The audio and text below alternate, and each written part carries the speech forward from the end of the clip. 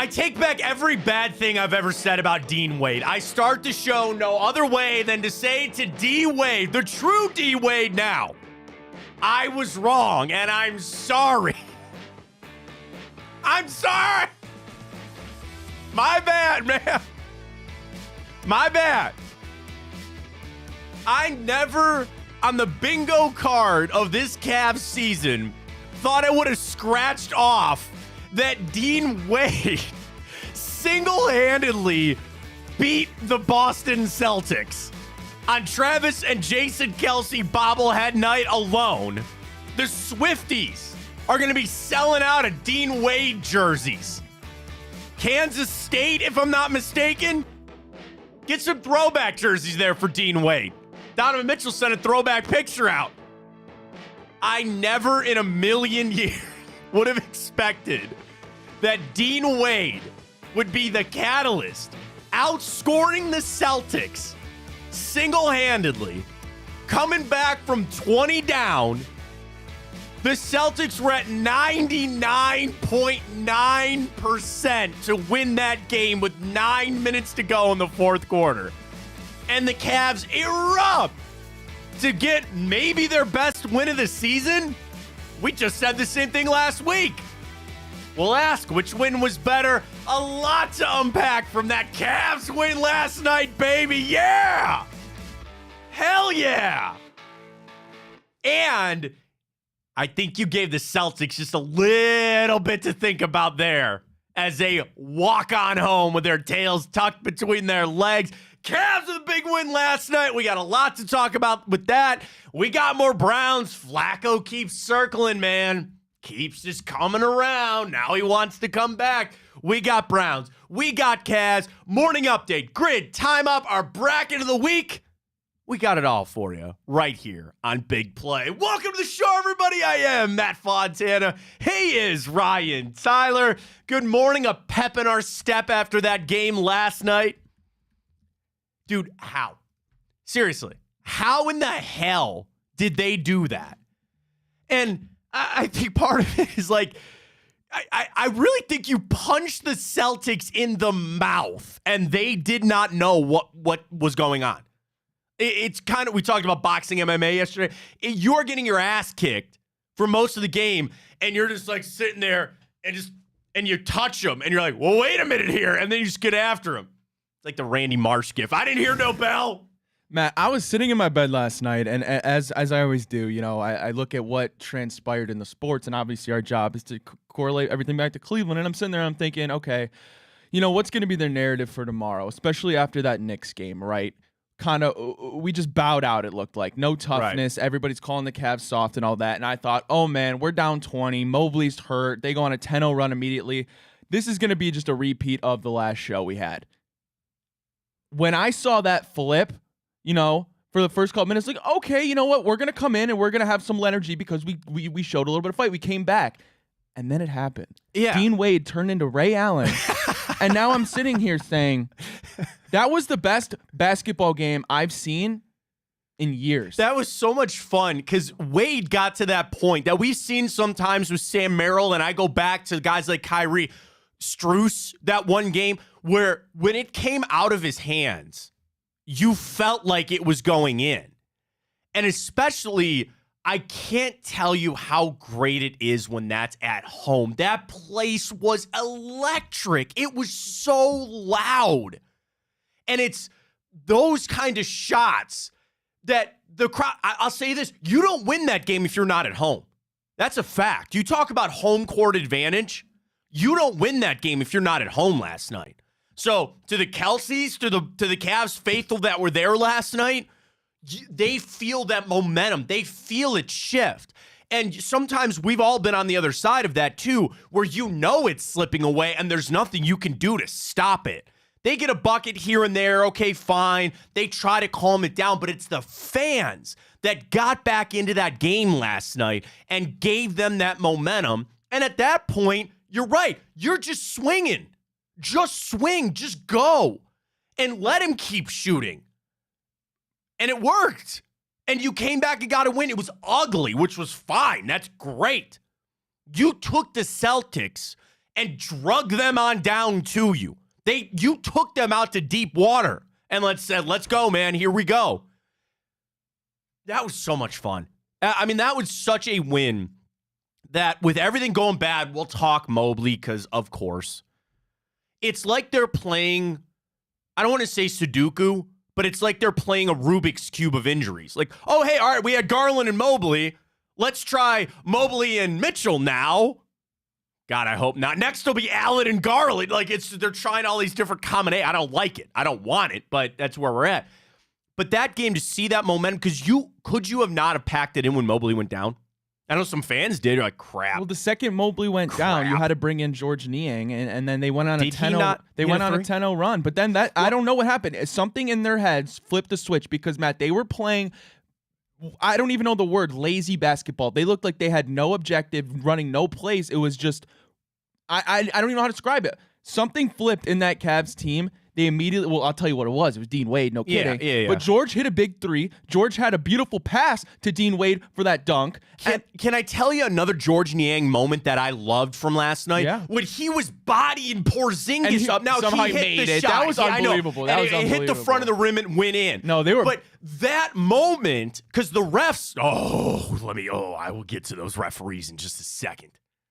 Because you knew they had to get involved. But they let him play.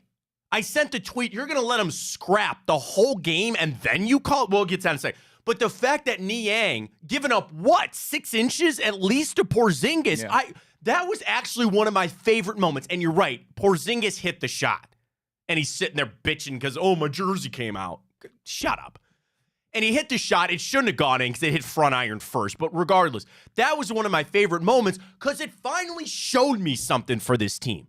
It finally showed. What were the tweets that I got all day yesterday? They're soft. They got nothing. Last night was not a game for the weak-minded. That was not a game for a team that, again, could have curled up and went away. What I need them to do is bottle this up. I need them to remember games like this for when things get tough. And it's a little different, which I want to post this question. And I know there will be recency bias. But which game was better? Last week against Dallas or last night against Boston? And we already got a lot of votes going in. I'll retweet that. I also retweeted our bracket. Best East Side bar groups 1 and 2 are out. So follow us at Matt Fontana Show. Drop us a follow there. The thing about last night was Max Strus hitting that 3 was great. That was awesome. Last night, you took it to the Celtics for about 8 straight minutes. That was not a fluke. And I'm not trying to discredit what Max Strus did. That was great. But last night, you stepped to the line and said, we're either going to get knocked out or we're going to knock you out. We are going to step to you and take it to you. We're down players, a lot of players, 3 starters you had to play that game without with last night. And we took it to them. And we beat them. Man, that feels so good. And it's the Celtics. God, that was great. Felt so good. I'm not trying to already look ahead. We got a boost for tonight, which we'll get rolling here coming up with the Hawks. I need them to take this and prove to themselves that when we play this way, even when we're down guys, if we have the right mentality, we can stick with these teams. Imagine if that was game 1 of the series. Could you imagine if that was game 1 of a 7-game series against the Celtics? I mean, we'd have home court advantage, which would be nice. But anyway, I'll call game 3. That's fine. The other thing, am I reading too much into that you just sent a little message there to the Celtics? And I'd love to meet them in the Eastern Conference Finals. I'd love that. You got to get to the 2 seed, I think. Maybe that's still attainable now. But could you imagine what you just said to the Celtics when you see them potentially in a playoff series? Don't tell me I ain't going to forget that. They'll remember it. And they could come back and you could tell me that, they'd be angry or they'd come out with some vengeful thing. No, they're going to sit there and say, man, this team showed. Like, really, in one night, I think the Cavs completely flipped the biggest issue that people had with them. And what were they? They were getting called soft, and they were getting called they didn't have a killer mentality, that they didn't know how to finish games. They did that last night. If you really want to be pessimistic about it, you could say they had nothing to lose. They had nothing to lose then to go out there. But at least they did. For anybody that wanted to be critical about JB Bickerstaff, tell me that he didn't still have his guys playing last night. He didn't. He still had his guys out there that could have been said, this is mop-up duty or, get Garland out of the game. They fought tooth and nail to get to that and just get the game close. And then to close it out on that defensive play. The refs, man. Dude. And thank goodness that they made the right call after the review. But this is a legitimate question for not baseball so much, but like mostly football and basketball. Why do the refs feel the need to insert themselves in a game where it was obvious they were going to let these guys play? That had a playoff vibe for every nth degree last night. You were on national TV. You had two of the top teams in the East. They let them play up until the last play. And then, again, we won. It's great. But then to go to a jump ball with 0.7 seconds left, what is that? I think I totally agree with what you're saying, but I think there's the pressure of, okay, what happens if he gets fouled? It was a foul, and then I didn't call it. And then you're at the Celtics, the 1 seed, and then you're in the spotlight again. Like, oh, why didn't you blow your whistle there? That's the biggest moment. So it's kind of a battle because it's tough for these refs. Either way, they're going to get criticized. But do you want to? Because it was Jason Tatum too. Because it was Tatum. We know superstars get the calls. That's how the NBA works. It's fine. And they were. And real quick, I didn't mean to cut you off again, but the Celtics all night were complaining. No, Jason Tatum is a crybaby. He's so stiff-armed. Porzingis. The amount of times I saw the arm extension with the forearm is step is crazy. Was it Niang again? Yeah. Where he threw him off. What is that? It's every time. And yeah, like that. Like you said, though, it's one thing. If you're gonna let him play, then let him play the whole game. Don't just decide when you're gonna blow the whistle. Now, I get it. I had a thought where it would probably get into a little bit of them thinking, how the hell did the Cavs get back into this? There is that bias. The refs know who these teams are. They know, and I really thought that there was a little bias against the Cavs because they shouldn't have been in the situation they were in. Again, I am so thankful that they got it right. Bro, he didn't even touch him. And I saw the tweets. People write, Tatum kicked his leg out. Yeah. You're going to call anything. That was my other thing. I go, okay, he didn't touch him. Or were they going to get him on a landing spot? No, Tatum was falling away, kicked his leg out. Dude, what a game. And I know you can't expect that out of Dean Wade forever. You can't. That is something like what you got with Strus last week.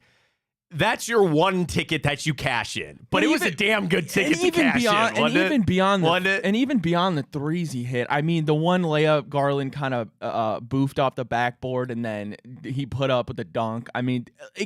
There was where did it come from? I just think it's go shoot. We got nothing else to do, and especially for the fact of that's the one area the Cavs haven't been good at, or that's been a Jekyll and Hyde thing of them shooting threes. Last night was so weird too. How many 6 to 8 to 10 footers did the Cavs miss? And it was in and out. It was almost like the rims were cockeyed last night. We all go back to an era of playing outside and the double rims and can't even touch the rim or it'll bounce way off, playing with an overinflated basketball. That was always the most important thing with your buddies. When everybody showed up, you knew who brought the good basketball. Yeah. You need to make sure that you called Wink because he had the good basketball. That was my group growing up. That was a sad thing. That you ever hear that thing where it's like you and your buddies went out and played for the last time and nobody ever knew it? I think about that all. We used to go to, we had a basketball court in Brunswick. It'd all show up, man. Even in college, it was so much fun. You knew the guys that had the good basketball. But lastly, there was something weird about so many shots that were in and out, literally rimmed around or halfway down and jumped out and all that. And I guess a positive out of that is if the Cavs had just hit some of those, maybe it'd have been a closer game. There were shots that I go, yeah, of course, runners in the lane for Garland, all that kind of stuff. But that was, I hope, a win, like we've said multiple times, to unlock who this team can really be. I know they're talented. I know they're injured right now, but I know they're talented. So when they have the talent that they can go with the mentality that hopefully they were able to grab onto last night, Ryan, it all comes back to belief. It all comes back to belief. And when you build a team up in any sport, if you don't have people in that locker room that believe that they can win every single game, then you're not going anywhere. You are not going anywhere. And you could be stepping up against the other top team in the league or in the conference or your division or whatever it is. If you do not have a belief that you are going to win that game, you're not going to, and you're not going to the playoffs, you're not going to win a championship. What I hope the Cavs realize, down players, you beat the best team in basketball. A team that is not going to be record-breaking by any stretch of the imagination, but they're on their way to, what, 65, 66 wins? Maybe? Around that?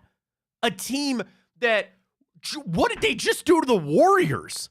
I heard Brian Winters say, he goes, that what I watched them do to the Warriors is reminiscent of the 2016 Warriors. And that's what the Celtics were. They came into town. And I will tell you, I don't think they took us lightly last night. I don't for a second. The first three quarters. They did not take us lightly. The first 3 quarters, they came in there, they wanted to win that game, clearly more than we did, and that was the issue. Then that fourth quarter, they're up 20, with 9 minutes left. They take their foot off the gas, and that's the first thing I thought to myself was, the Celtics are kind of bowing out. They're taking threes.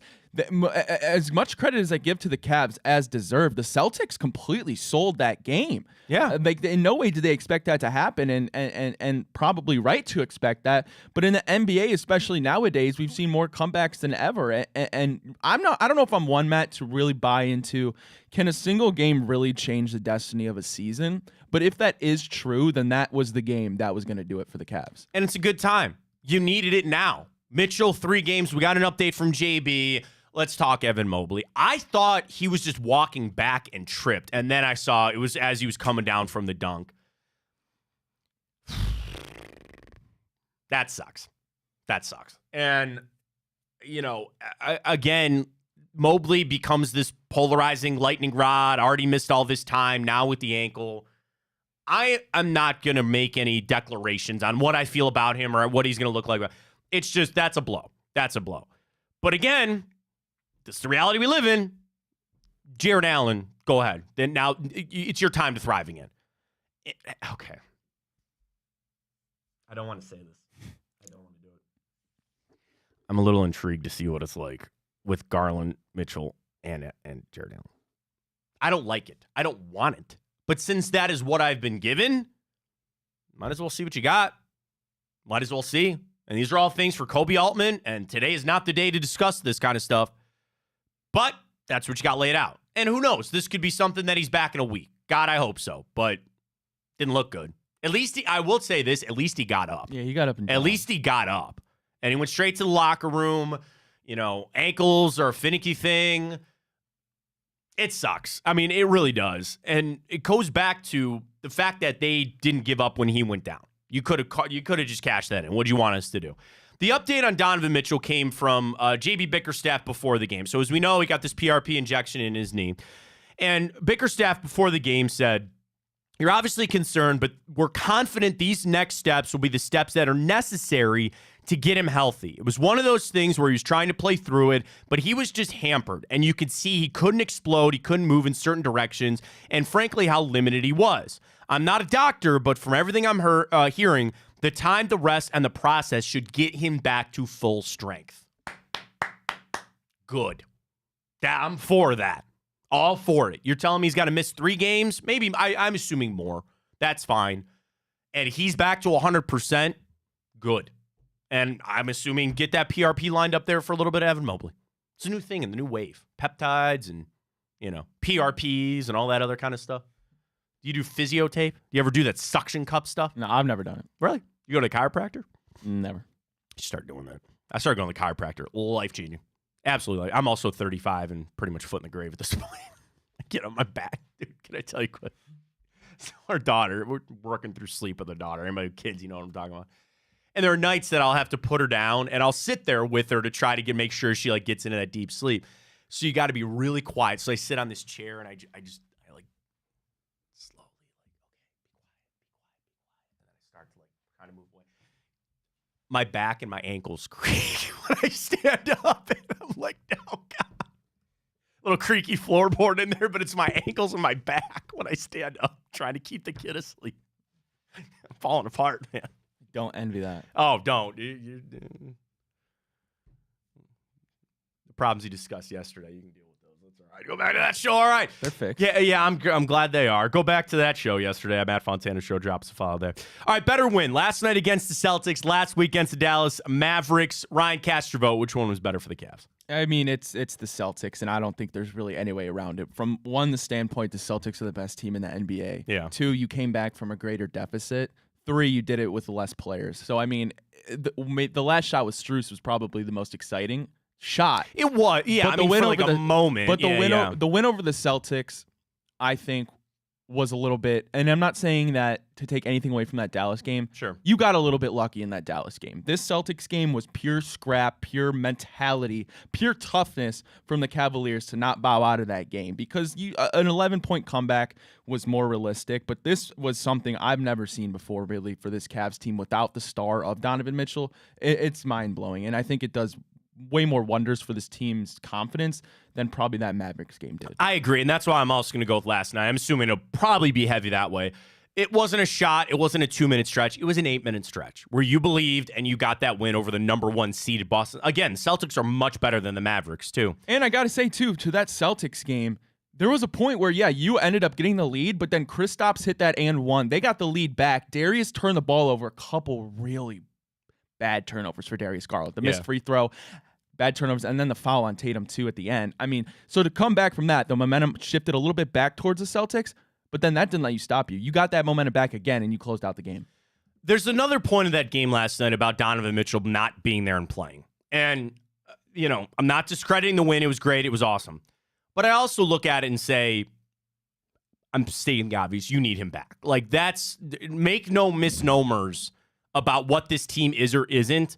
They are so much better with Donovan Mitchell. And it's not that they would have easily won that game had Mitchell played.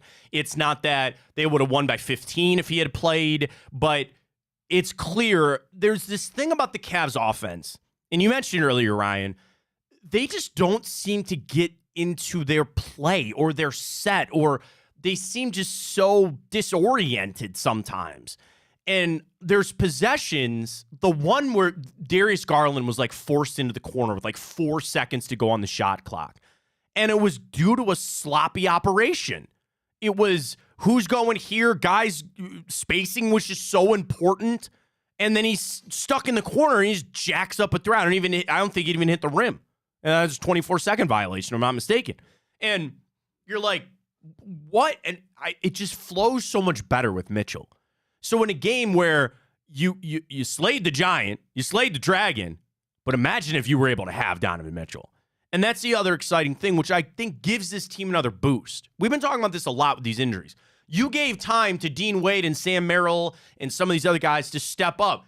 Keep that. Keep that for when Donovan Mitchell comes back, or when really time comes that we're going to need you again. You keep that. You hold on to it. Dean Wade's going to ride this for a month. He should. It's exciting. He's Taylor Swift's favorite basketball player. What do you mean?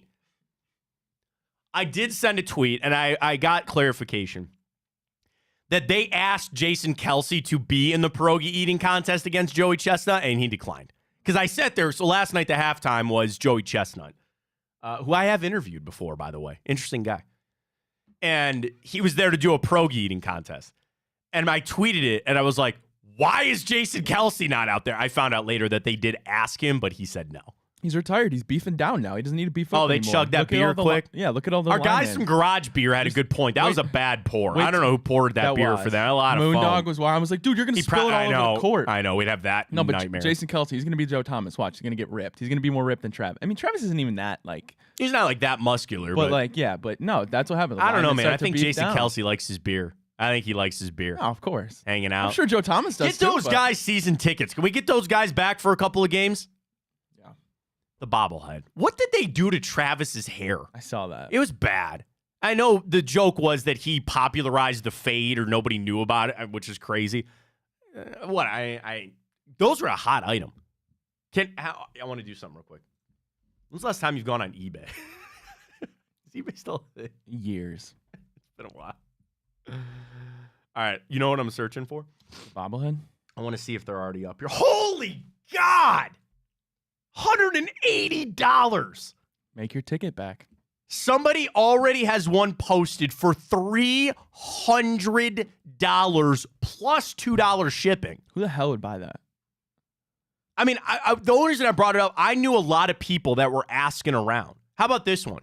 Jason and Travis Kelce, brothers bobblehead from the Cavs game last night. $144. Ryan, it's got 20 bids on it already. And it goes until tomorrow, plus $10 of shipping there. Kelce brothers, 140. Oh, here's one, 56. Is that it? That's got to be it. Yeah, that's it. So why would you go bid on the $144 one? There's a $56 one right here. $104, 90, 45, 200. This one's in hand, though, Ryan. Literally. 1, 2, 3, 4, 5, 6, 7, 8, 9, 10, 11, 12, 13, 14, 15, 16. There's over 20 listings on eBay this morning of these Kelce bobbleheads. I believe it. Cheapest I see is 56. Most expensive is 300. That's crazy. That's crazy. Costs $2 to make. Well, no, I mean, yeah, and then if you're a season ticket holder, like I brought it up because I knew people that were asking others or outside the arena last night, asking people if they could buy them off them. Are you bobblehead? I'm not really. No, I don't. I mean, I got a couple in my basement. Yeah, that's about it. Hot ticket item though. But get the Kelce's to more games. Obviously, they're good luck charms for that. What did you think? The other thing I wanted to get to was, what do you think the national perspective of that game was? You were on national TV last night, and I think the majority of people will look at it as a Celtics collapse, right? The most people will look at it and say they scored, 17 points in the fourth quarter? You ain't going to win a lot of games like that, even if you're up by 20. So they look at it that way. Do you think this sent a message to the team? Do you think this sent a message to the rest of the league, I should say?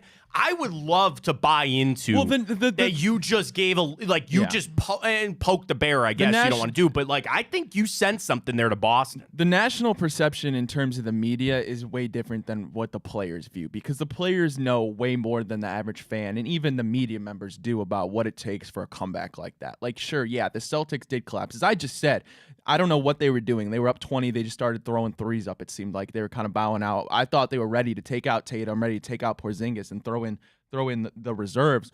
But, I mean, how can it not, right? And thank God, because that would have been back-to-back national television games within a week that you saw the Cavs completely lack an identity, completely lack a flow, no offense, right? And just completely basically give up. But no, they totally flipped the switch in that fourth quarter. And I think, including myself, many people were ready to go to bed at one point. I said, I'm going to go watch an episode of House. I'm going to go to bed. I don't even want to watch this fourth quarter. But now you completely switch it. And yeah, people have to view the Cavs as that because you did it without Donovan Mitchell. You did it without Evan Mobley when he went out. And you saw people like Dean Wade step up in a huge way. And it was nuts. And I have to imagine that people are now viewing this Cavs team as maybe, I don't know, obviously a championship contender is a tall stretch. But after that game, especially if you watch the Knicks game, I mean, you got to realize there's some fight and there's some dogs on this team. I do. And I do look at it from, I'm excited. And it's not that you need to do that to put the rest of the league on notice. The Cavs, I want to believe. I want to believe in this team. When LeBron was here, I was spoiled. There was no question but to believe that you were going to go to the finals. No matter what stretch you went on or not in the regular season, you were going. Last year, dampened my belief. This year, belief was down, belief was up, the belief was back down. And that's all I want is to hold on to, I don't want to say unquestioned belief, because I don't know if we'll ever get back to that. But I want to go back to the finals. I want to go back to the Eastern Conference Finals at the minimum. Games like last night give me that little glimmer of hope. It's the inconsistency. I think that's what's killing a lot of us. And you see different Cavs teams that show up every other night. But to send that message to the teams, the rest of the league, and frankly the Celtics, to say, when we show up, when we're there and we're right, we're a tough out. That's the big part too, We're a Matt, tough because out. there's a lot of teams that, sure, they can have a comeback like that, or a team like, I don't want to throw any names on the bus, but like the Pistons, like the Spurs, like the Rockets, like, you know, the bottom of the barrel teams, the Wizards. Right. If they win a game like that, I mean, like we saw the Trailblazers beat the Bucks, right? Nobody thought that was going to happen, but they don't look at the Blazers still as like a team that can do that on a given night. But the Cavs, it's a different story. We know that they have the parts, they have the big names, they have the Donovan Mitchell. You need a superstar. So now that's not just an anomaly at this point. It's, yeah, if we show up, we can beat you on any given night. And then other teams have to take that mentality in that we have to show up every night. Because if we take our foot off the pedal now at any time, it's going to kick us in the ass and they're going to come back and bite us. And I think the Cavs are now one of those teams that you got to look at. Yeah, if they show up, they're clicking on all cylinders, they can compete with the best, and they clearly just beat the best. That is it. That is it. And again, to show what they can do to themselves is massive. All right, follow us at Matt Fontana Show. Our bracket for the East Side Bar is up. We got a very important time hop that we'll get to today. I already sent the birthday out. I made Ryan look away from my Twitter so you wouldn't see it because it's a movie. It's one of my favorite movies of all time. We'll get to that coming up. A timeout, morning update, the Immaculate Grid, and we got to talk some Browns because there's more Joe Flacco out there. And he makes it sound like I'm being negative on it a little bit. We got to talk through some things here. And I'll tell you what, we got to have a tough conversation. And I got to make a declaration. I got to tell you something when it comes to Joe Flacco. You're not going to like it, but I got to tell you. We'll do that when we return. I got confirmation, Ryan, for a boost. We can add Sam Merrill. So you want to do Sam Merrill? Yeah. Let's do Sam Merrill. We're going to do our boost with Tipico. We missed it last night. Mobley got hurt under all that kind of stuff. But if you're new to the show, welcome. Number one, sign up with Tipico using that code Fontana100. You deposit and bet $25. You get $100 in bonus bets just for depositing and betting that $25. You can bet on whatever you want. You bet the longest long shot of ever. How many people lost money on the Celtics last night, by the way? That'd been nice. Tipico's the place to go, though, folks. Get signed up with Fontana100, and we do boost every day.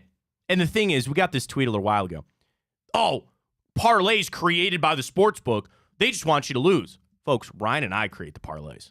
You have us to blame for when they lose, but when they hit, like our Jackets parlay did 2 nights ago, we want you to win. Literally, we are creating this because I put my money on this. I'm creating a parlay that I want to win because I bet on it. And then our friends at Tipico, they give you the boost. Sometimes plus 300, sometimes plus 500. It's always a 3-leg. We'll put that up. We'll get it going with Tipico, but use that code Fontana100 when you sign up with Tipico. We're getting ready to go for the tournament. You got the imperfect parlay. If you don't know what that is, check out Tipico. You can do a 6-leg parlay. You only want 4 of those legs to hit. Any of those 4 of the 6, you can cash. You can win. I love the imperfect parlay at Tipico. Get signed up today with that code Fontana100. We got some Browns. I think we have to have a tough conversation about Joe Flacco. Got a really tough conversation. We'll discuss that next. Stay with us. Fontana Show right here on Big Play.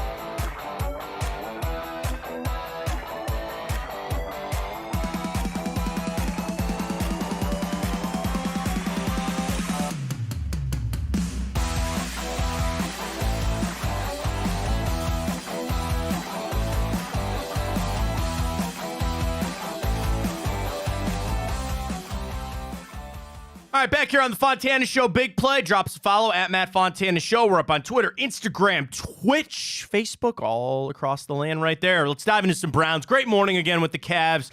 And we got some news yesterday. So I want to make sure I got this from the right spot because I think I saw it from Pro Football Talk. That's right, Florio. He's on a bit of a tear yesterday. Interesting stuff from Mike Florio. So we've been listening a lot about the Browns and Joe Flacco and where they stand. Mary Kay Cabot's been all over this. And this comes from now Florio. Flacco signed with the Browns. We know what he did. Okay, fine then. From Florio. Per a league source, a reunion with the Browns is Flacco's first choice. He loves playing there. The team, the city, the fans, everything. The two sides, as we knew, met regarding that possibility last week on the scouting combine. Dude, we're a week away from unrestricted free agency, which starts on March 13th. He can sign with any team at any point, starting on that. We've discussed the money. We've discussed what it would mean for Watson, all that kind of stuff. I don't think it's happening. I don't. And I've felt that. You're trying to recreate something that I think is unrecreatable. You captured lightning in a bottle with a 38-year-old quarterback. There will be emotions attached to that. We are emotionally attached to Joe Flacco because of what he did and the games that he won. Joe Flacco is emotionally tied to the city of Cleveland and the Browns because of what he did, and maybe even more for him, for his family, that his kids got to see him play that way. Give him the motivation or reinvigorated him to come back out and play another year. There are these emotional ties that I think is muddying this up. Because as much as I want to be emotional about Nick Chubb, this is still a bottom line business. And if I asked you, do you think he could do that again at 38? The answer is probably not. And even if he did, you've got bigger problems. This season, as we know, is all about one thing, Deshaun Watson. And it's about him playing well, sure, but it's also about getting an answer on him. And I crave that more than I actually, I want to win. That's number one. But we have got to get an answer on Deshaun Watson.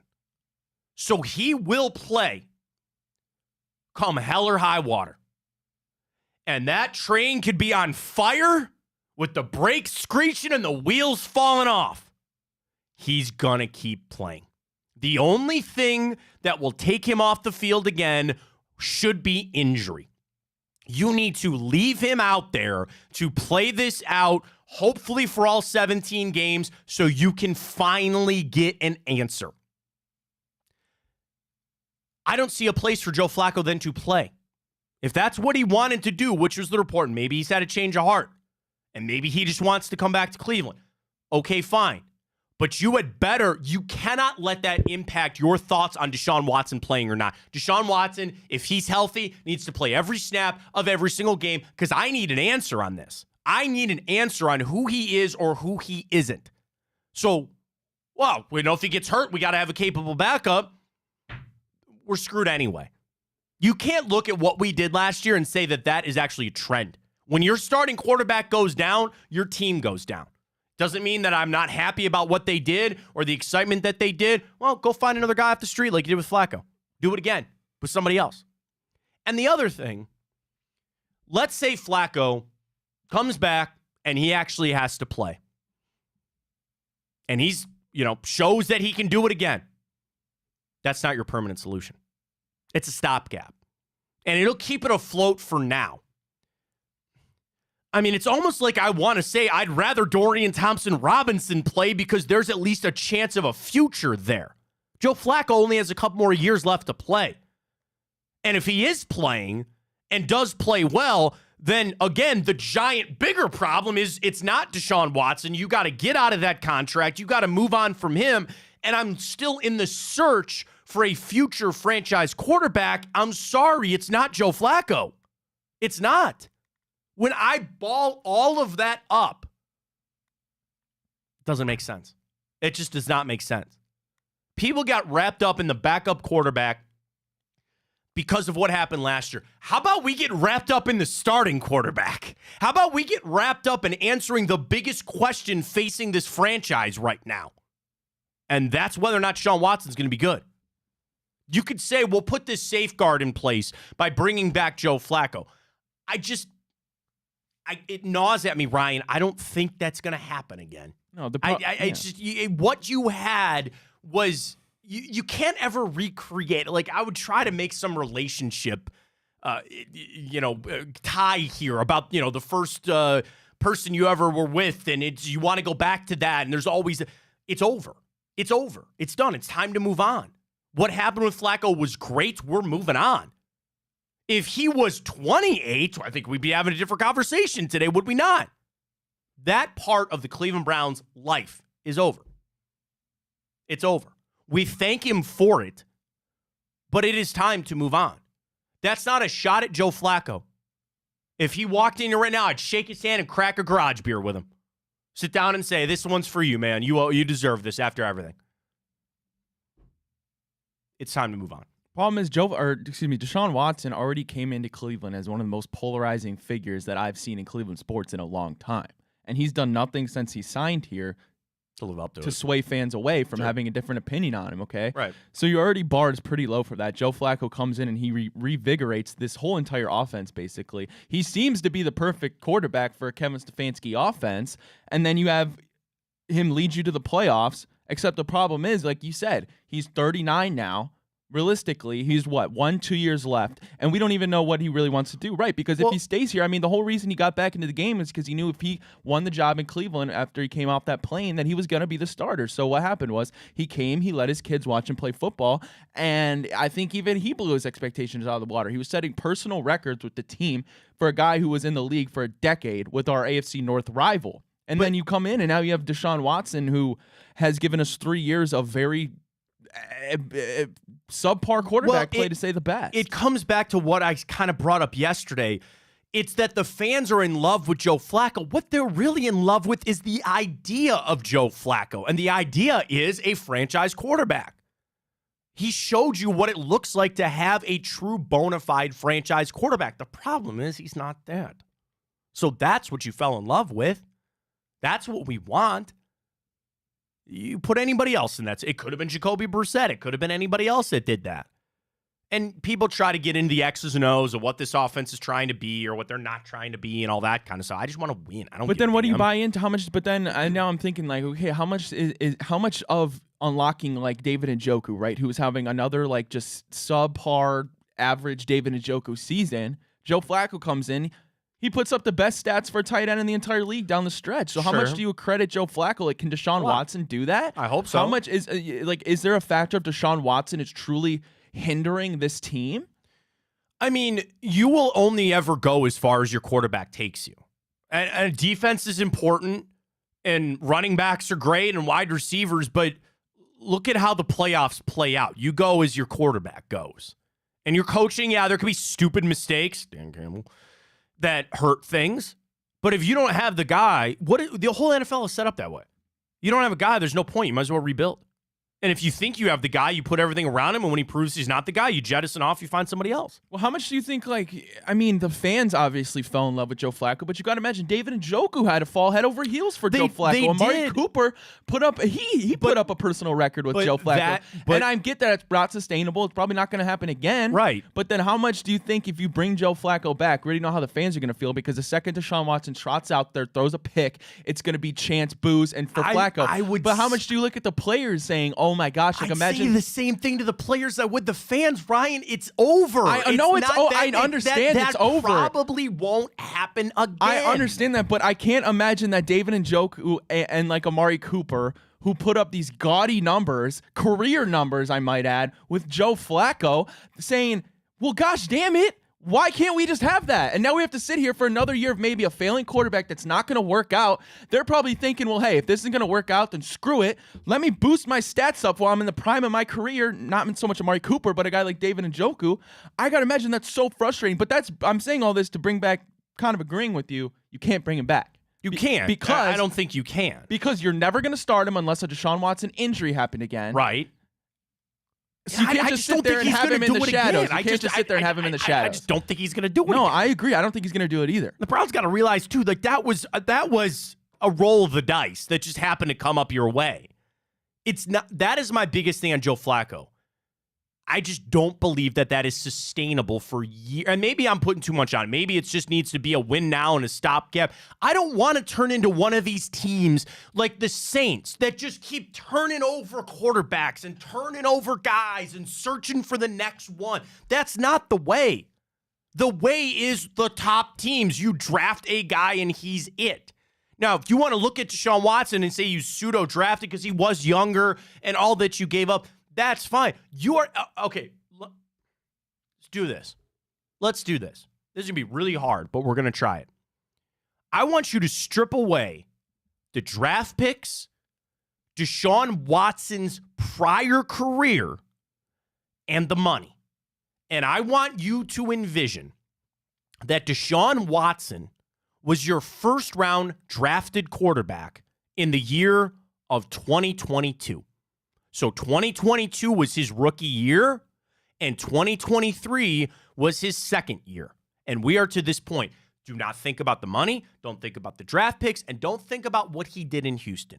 I want you to just pretend like he was the 14th, whatever he was, the pick that we traded away. He was the 14th overall pick in the 2022 NFL draft. Ryan, what conversations would we be having today? We don't know if he's the guy. Yeah, but he'd be a bust. We don't know if he's the guy. He'd be a bust. Imagine if that suspension was, we just thought the idea to sit him was the right thing. And then we gave him 6 games at the end. He came in and he was injured. You would be having the conversation, we might need to move off of this guy. Yeah, of course. So, but what would the team do? Here's your last chance.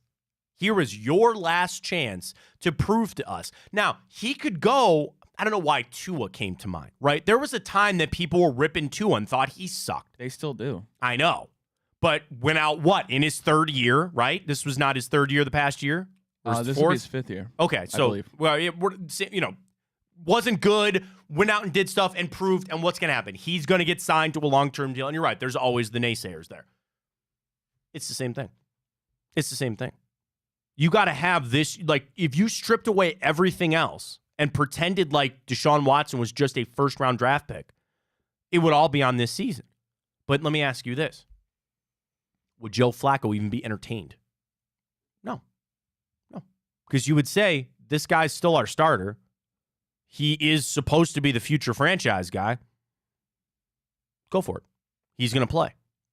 Now, do you want to know what else just like rocketed straight in my brain? Brock Purdy. What's the difference in that scenario? Trey Lance was supposed to be the guy. Sat a year, got hurt, they turned over to Brock Purdy. Why did they keep it with Brock Purdy? Because he's 24 years old. Because even just in the short stretch of what Flacco did, Brock Purdy did that over a season. And then came out this year and was in the MVP conversation. We're having a different conversation if Joe Flacco was 24 years old. Trust me, we would be. Yeah, of course. Of course we would. It's the age. And I'd love it if we can get in a time machine and go on back. Boy, would there be things I'd tell the Cleveland Browns. You know that guy from Texas A&M? Don't do it. Don't do it. I know you really want this cornerback. Where did Justin Gilbert? Oklahoma State? Mm-hmm. Take literally any of the next 10 guys. Because there's this guy from Pitt. He's a D tackle. Take him. He's pretty good. Oh, boy. That would be a great segment. If you could go back in time at any point and tell the Browns something, what would it be? Whew. Same thing for the Cavs. Same things for the Guardians. Cavs, I don't really have one. Like, I think they did everything right. Like, even LeBron leaving. Like, people say, oh, tell Dan Gilbert not to write the letter. It all worked out. Who cares? I guess I'd try to warn them about the Kyrie LeBron thing. Maybe. Guardians, I don't have anything. If I go back in time and tell the Guardians something, got nothing. But the Browns, now that's a list. That's a list. It's a gaudy list. And again, think about the butterfly effect. Would you go back and tell them not to hire Sashi? You might not have Myles Garrett. But if you could go back in time at any point and tell the Browns something, Like in Interstellar or in Batman vs. Superman where the Flash comes back and he's screaming at Batman. If you could do that, you get a portal and it opens up at 76 Low Rosa Boulevard and you get 10 seconds at any point in time to yell something to the Cleveland Browns, what would you yell at? What would you tell them don't do? I have to think about that. But Matt, let me ask you this. Okay, let's say we're 10 games into the season, okay? Sure. Defense is amazing again. Jim Schwartz just brings everything back. Our defense is top of the league, right? Right. Let's say we're 7-3. Okay. 7-3. Very good. However, we're averaging going. 20 points a game. Okay. Yeah. I understand that what Joe Flacco did last year was probably super improbable that that's ever going to happen again. Okay. But at that point, you still have a realistic chance. You're 7-3. Your path to the playoffs is pretty clear. At that point, you're in the driver's seat. Right. Even in the slim chance that Joe Flacco could get us there, you can't. Nope. If you're 7-3, even with Watson not playing all that well, you still got to let it ride out. But you're saying that because there's just absolutely no scenario, whatever. There is, but is that not your answer? No, because then we're back to Baker Mayfield, right? And eventually, and that I say that, and I know the look that you, excuse me, gave. But wouldn't you rather at least? It was more complicated than you think, and I argued till I was blue in the face with people about that because I said they were going to start Baker Mayfield. They were going to tie their future to Baker Mayfield until Deshaun Watson came about. And with whatever happened on the back end, whether that was the call from the Haslams or not, they were going to go with Baker Mayfield. So in this scenario, it's the same thing. He's shown a little bit, but not proven it. And again, just without a shadow of a doubt. But then you factor in the contract and all that other stuff and what they learned from maybe that scenario. I need proof. The only way I get proof is he plays. I'm not sitting him. You could be 10-0 and he throws 5 interceptions a game. I don't care. You have got to play him. Now, the other side, you're 0-10 and he's throwing 5 interceptions a game. I think maybe you have your answer. Go ahead and sit him down. But at that point, your season's lost. But that would be play him out. But no, flip that. If they're 10-0, that's what I said. I said if he's 10-0 and throwing 5 picks, that's your answer more than that's. Yeah, keep him playing. No, you're 10-0. What do you mean? Imagine then if you had a quarterback who wasn't throwing 5 picks a game. You're still undefeated, Ryan. I don't know what to tell you. Exactly. So then you have a legitimate chance to go to the Super Bowl. I need proof. That is your proof. That is your proof. Not enough. Then if not enough, then why do you season? But then if you're 0-10, why is that proof? If 10-0 is not proof, then why is 0-10 proof if he's still throwing 5 picks a game? Well, it's the most important thing is winning. Right. So is he doing enough to win? Are they winning games? I get it. Right, because he's throwing 5 picks. He's probably could be better off without it. I'm not sitting him for anything other than injury. I want Deshaun Watson out there for every single snap, whether it's good or bad. Even if you're 10-0 or defense somehow better than last year, and you have, let's just say Joe Flacco was here. Sure. You're not starting Joe Flacco at that point. Let it ride out. But you have a playoff, you have a Super Bowl team. I mean, at that point, it's kind of the same thing as last year. Obviously, Joe Flacco went out and kind of had a shit game. And I guess if there will become a point that the Browns have their answer on Deshaun Watson. Maybe that's just the point. But then you know what they need to do the next day? He is inactive and he's basically no longer a member of this team. The other thing I want to avoid, and maybe that's another reason why Flacco doesn't make a lot of sense, I don't want this back and forth bull crap. I don't want that. We are forced into a box of riding out with Deshaun Watson. That's what's going to have to happen.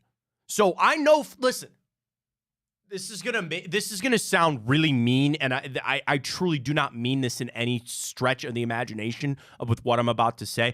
Of course Joe Flacco wants to come back to Cleveland. He's tugging on our heartstrings too. Because maybe he realizes there might not be a job out there for him. If Brissett goes back to New England, Baker goes back to Tampa, Washington drafts, and I know the ideal position for Joe Flacco is to go somewhere where they draft a quarterback and he's the bridge guy. Maybe he's starting to get some scuttlebutt. There's not going to be that job. Ryan, let's connect the dots. When did he just say that? Right after the combine. In the NFL offseason, when does the most amount of information come out? After and during the combine. I'm not trying to be mean to Joe Flacco. It's what I see. He probably and his agent got some news last week in Indianapolis. There might not be very many jobs out there. So what is Joe Flacco going to let leak out the next week? Well, I'd really love to come back to Cleveland. And he knows that he's got the fan base, and he's just going to pull on that. Of course. I'm agreeing with you. I don't think it's good to have him back. Not that I don't want to say not that it wouldn't be good, because I believe he is still a very valuable backup quarterback, as he proved last year. Right. But it's just the fact of, yes, I don't want to waste any time doing this rerun of who's our quarterback, who's not. It's tough because we want an answer, but we don't. Here's the thing, actually, Matt. We have an answer, and it's Deshaun Watson. We just don't like the answer. Well, no, it's not that I don't like the answer. I just don't have it. I'm fine if Deshaun Watson is good. There are people that just don't like Deshaun Watson. You're entitled to your opinion. That's fine. And there are people that I know that are Browns fans that want to see the team suck while he's here. Okay? It is what it is. Well, we have the answer. We just don't know if it's a good one or a bad one yet. That's what I'm saying. All I want is the answer. Because if it's not, then I just want to start the process of moving the hell on. Yeah. That's the other. I truly am at that point. I just need the answer because I'm ready to either move the hell on or go all in on Deshaun Watson. I just don't have that. Yeah. No, and if he's not it, that's complete. You want to know what? And I've said this before. It's okay if he's not the answer. People want to bitch about the money and bitch about the draft pick. Sure. If he's not the answer, I'm actually okay with that. But I'm ready to move the hell on. Then I'm ready to go. It just sucks because we had this conversation last show.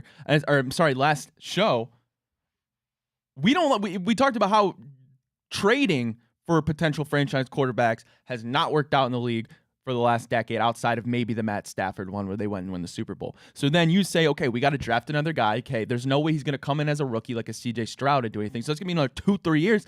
And at that point, Myles Garrett, who knows where he is? Nick Chubb's gone, obviously. Amari Cooper's probably gone. It's a whole nother reset. Yeah. Because, the Chiefs are able to do that. They're able to reload their roster because they have their franchise quarterback who's still going to be their franchise quarterback for the next 10 years.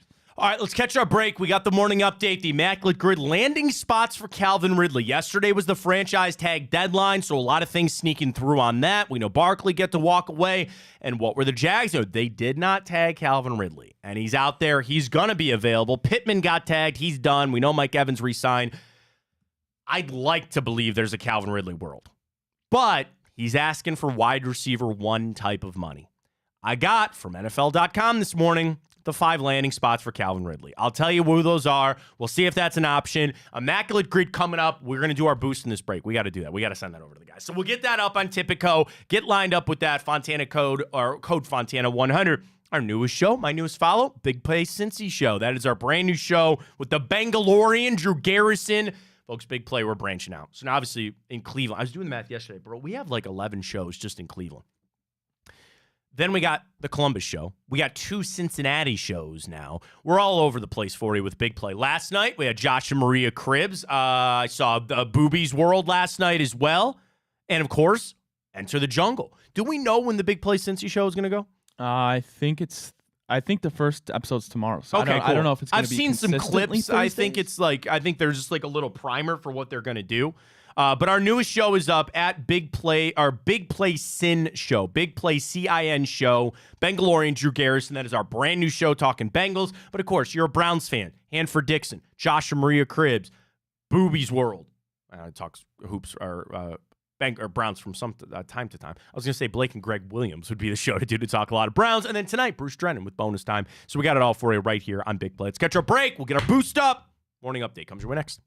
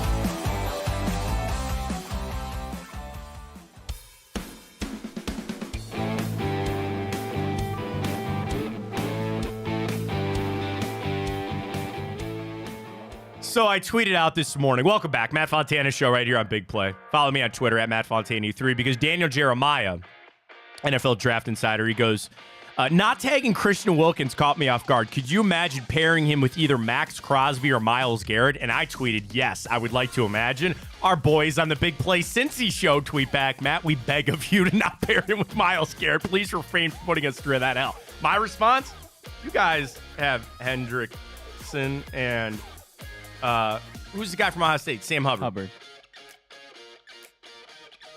You're doing fine. It's because the Bengals' offensive line has been perpetual crap. How do they don't get that fixed? I don't understand. I mean, we talk about I know the team you hate most is the Ravens. Yes. For me, I cannot stand the Bengals. Really? Because they're fans? I hate them. Send this clip down to the boys. And I think a part of it is me living in Cincinnati for 4 years. I will listen to that. God. Yeah, you're a little more closer to it than I cannot. Of the division, it's very clearly the Bengals are last for me. God, I hate them. There's a little kindred spirit there. And I have the most crossover between, I'll tell you this, I actually have more Steelers friends than I do Bengals friends, but I have both. I tell you this, Ryan, I do not have anybody that I associate with that is actually a Ravens fan. I don't know if I'd allow that. So there's a kindred spirit here a little bit, I think, with the Bengals. I caught some flack because when they were in the Super Bowl, I actually kind of wanted them to win. Yeah, and everyone's like, no, they're in our division. No, we don't want to see that. I got to enjoy. I was working. So I was working for that Super Bowl at this pizza place in Cincinnati. Oh, I'm sure that was a busy night. It was, but it was joyous to watch all these fans in their tears. I hate them with a passion, man. Coming on I absolutely hate the Bengals. All right, well, I have a new open now for the Big Play Cincy show. Just Ryan saying how much he hates the Bengals. Especially because James Rapine and Andrew Fox Miller were laughing because Reflog and Nick put some money on the Browns to win the Super Bowl, as if the Bengals didn't go 1-5 last year in their division. Well, anyway, they got Burrow hurt, is what it is. They got him hurt. Well, I don't say because of the offensive line. So we had injuries too. I know. Gotta get that offensive line fixed down there. Anyway, continue on. New show with us. Big Play Cincy show. Anyway, the Cavaliers stormed back in historic fashion last night, Matt. The largest fourth quarter comeback in franchise history, led by the unexpected Dean Wade, scoring 20 points in the fourth quarter, outscoring the Celtics. Only dropped 16 in the fourth quarter, Matt, and that was one of the best games in recent memory. Yep, career high for him, 23. What a spark. Wade sanity? Little Lynn sanity coming? Wait, should we come up with a name? Doesn't he like Wade Wilson? Doesn't he have a wolf in his in his name or something? I have no idea. Like an emoji? Because I was just thinking Dean Wolf, like Teen Wolf. Teen Wolf? Dean Wolf. What's his middle name? I don't know. Jackson. The Jack. Kansas State Wildcat. Something like that. Wade. Pool. So I got nothing. We need to come up with something, I guess. Dude, his Wikipedia's already updated.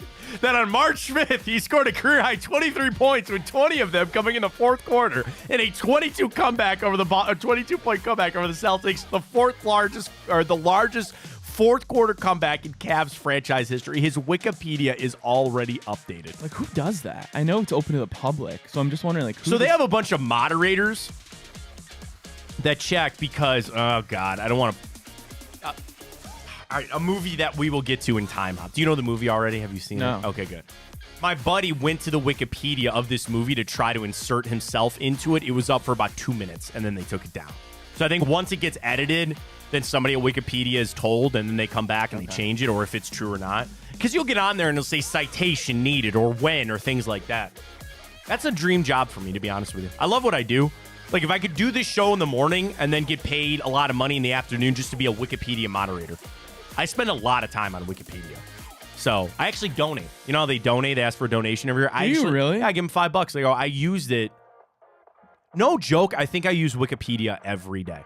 You gotta be careful though on it because you don't know what's real or not. No, now it is accepted in colleges as reference, I believe. Is it not? For me. No, I know. Back in the day, for you and I, it wasn't. I mean, now I just I think Wikipedia is a legitimate source. Google it. Is Wikipedia reliable? Is Wikipedia a reliable source? Okay. Because Wikipedia cannot be considered a reliable source, the use of Wikipedia is not accepted in many schools and universities in writing a formal paper, and some educational institutions have banned it as a primary source, while others have limited to only a pointer to other external legitimate source. I'm on Wikipedia all day, man. I am. It's just random stuff that you forget about a player. I should probably do more for the Immaculate Grid search, but nonetheless, I'm on it. It was great for Dean Wade last night. It was great for the Cavs. We wait news on Evan Mobley. He's very clearly not going to make this trip down to Atlanta tonight. I'm wondering if, and I haven't seen anything, any of those injuries, what happens to be is, the swelling's got to go down. They get some ice on it, and then see what it's like today. Then they'll get, the electric stim. I don't know. We'll figure it out. But I just hope it's something that's not too serious. Real no updates that you need from Donovan Mitchell. What do you think of Mitchell joining the broadcast last night? I kind of got a little stick in the mud of like, come on, man. But he's hurt. He's out. What are they going to do? But I'm fine with it because if you watched him throughout that whole game, he was animated, man. He was animated. He wanted that game, and he couldn't be out there. He kept doing that to Porzingis, or I think Tatum. It was Tatum because Tatum was bitching all night. Yeah. No, for last night, you did on national TV, which is just like the cherry on this Sunday, which is great. I loved it. Well done for the Cavs. Yeah, no kidding. An absolute crazy game there. Matt, if I say 50 days, do you know the significance of that number? The NFL draft is in 50 days. That is correct. Yeah, I got to throw that one by me. We will be in Detroit in 50 days for the 2024 NFL draft, and we all know the Cleveland Cavaliers, the Cleveland Browns, don't have a first-round pick, Matt, but that's still a 54 pick. Interesting here. No, and the other thing, your interest in the first round should be great. Who slips through? Every year, we snag Jeremiah Owusu-Koramoah. There's this receiver. There's this guy that I enjoy the draft because of the wealth of information from people that I respect, that I follow, that are into the draft. But it's still a live television, live drama. You don't want to be Brady Quinn sitting there. God, who was it more recently? That fell? Yeah, it was last year. Will Levis. Oh, that's right. That's right.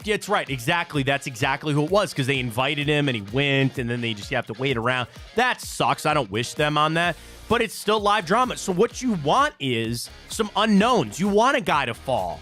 And the Browns are close enough in the second round that you're going to get a good pool of players to see. So I'm still very interested to see which guys ascend, which guys fall. Best news for the Cleveland Browns would be what is happening. You're going to get 5 quarterbacks in the first round. If Penix keeps going the way that he is, what I read this morning, again, rocketing back up draft boards, first-round pick, J.J. McCarthy up. What you want? Caleb Williams, Drake May, Jaden Daniels, Michael Penix, and J.J. McCarthy all to go to the first round. I'd hype up Bo Nix all day on this show if many went before 54, because then that's another player that falls back to the Cleveland Browns. What if they drafted Bo? Stop that! The Browns? Ew. Yeah, nah, never mind.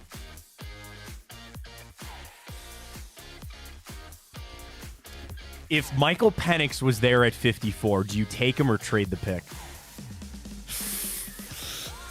No, you can't take it. You can't. What do you mean? What do you mean? No. Nope. I got something about Michael Penix, man. I don't know. Nope. I think I drafted him. Nope. I think I would. No, you wouldn't. And that's a guy that I've been wanting a wide receiver, and I want Troy Franklin. I want somebody. You want Ladd McConkey. That's fine. I want a wide receiver. Michael Penix. And I don't think he will. There's no world that happens. But I'd think about it. I'd at least think about it. Draft's exciting. I love it. We're going to get geared up for it and get ready to go. All right. Well, an article from ESPN. Their top 6 college football head coaches that have the most to prove in 2024. Okay. Matt, you obviously know one why I'm bringing it up, and that would be Ryan Day, of course. Do you dare guess the other one? So 6 with the most to prove. Kalen DeBoer has got to be on that list. You take over Alabama. Absolutely. I kind of want to put Dan Lanning on that list. He's not. He's not. They're making the move to Oregon. That's fine. Lincoln Riley's got to be on that list. Lincoln Riley is on that. So you have 3. You need 3 more. Is there there's got to be another SEC one, right? No. No, really? Okay, because I was going to think like Billy Napier down there. Oh, I'm sorry. Billy Napier's on there. Very It's good. Florida. Very good. It's Florida. You got to step it up there. James Franklin, Penn Yeah. State. One more. Because they'll make. Let me put it this way: they damn well better make it with 12. Okay, they've always kind of been that you're good enough but not great enough to make it. If I had to place a bet, man, I don't know if James Franklin's coaching the Nittany Lions this time next year. I really don't. That's a legacy program. I know certainly what they went through and all that, but I don't think James Franklin is very good. Everybody's got, when you get that knock about you being not a big game coach, that you don't want that stink. You want to be able to recruit. If you're a bad recruiter, that's bad. But if you got that stink that you don't coach well in big games, you don't want that either. Sharon Moore? No. I guess he's kind of in a honeymoon period, sure. I don't know why I thought of Matt Rule. I don't think that's probably it, though. ACC school. Okay. Who's the Florida State coach? It's not him. Okay. I don't even know who the Florida State coach is. Is that bad of me that I don't know that? I don't know who it is either, if I'm being honest. Oh, Mike Norvell's there. That's right. All right, ACC. Oh, Dabo. Nope. What?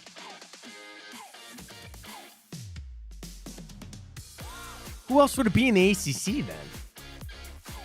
Because you got, obviously they're a good team, or at least they're supposed to be a good team. Sure, just can't seem to get over the hump. Okay. It's not Florida State. It's not Clemson. I don't know. Mac Brown, North Carolina. I was going to say that. That was going to be my next one. Why? Dude, come on. Can't get over the hump. I guess. I would put more on Dan Lanning than I would that. Dan Lanning is the cat's rear end right now. And I know he had a great season, but I think he's got a lot more to prove there. Huh. Mac Brown. Interesting. Well, I felt pretty good about that list. Yeah, you did a very good job. There we Well, go. Matt, last year, again, I mentioned yesterday, I love talking about golf because it gets your panties up in a bunch, Matt. Well, we're back to talking about the LIV. Why? Because former #1 world golfer Jon Rahm says that the official world golf ranking system is no longer fit for its purpose.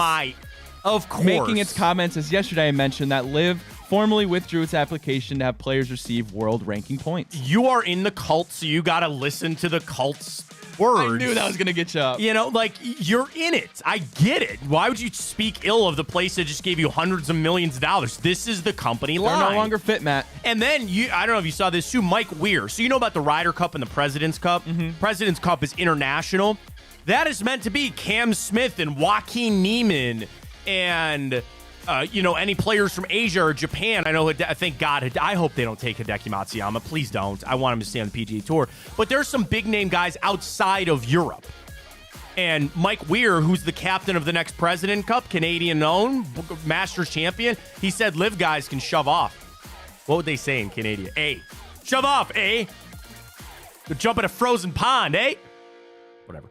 He said he didn't want any LIV guys in the President's Cup. Good. Keep it that way. And I know that they're always going to keep bringing up the LIV versus PGA Tour Ryder Cup and all that kind of stuff. Of course the LIV wants to do that because they don't get to play in the Ryder Cup anymore. One of the biggest things that they said no to, they're trying to recreate. You don't get it. No. You went over there, you made your peace, you got your money, fine. I will tell you, I'm in a little bit of a better place with it than I had been. Go ahead. There's only a couple of guys that I truly didn't want to see go. Cam Smith, Jon Rahm, Dustin Johnson. Those were guys. Other than that, Phil can go. Patrick Reed's an a-hole, so he can go. I don't care. Everybody else is like, who cares? Joaquin Neiman's a good golfer, sure. I mean, I have never done this, but I'm going to do it right now. LIV Golf roster. Player roster. Cameron Smith's on there. I said Cam Smith's fine. Here we go. Richard Bland, don't care. Abraham Answer, don't care. Paul Casey, don't care. Bryson, really don't care. Sergio, don't care. Brendan Grace, don't go. I do like Tyrell Hatton. Good, fine, go. Get out. Dustin Johnson, I'm upset about. Nobody gives a damn about Anthony Kim anymore. He sucked. Great, good.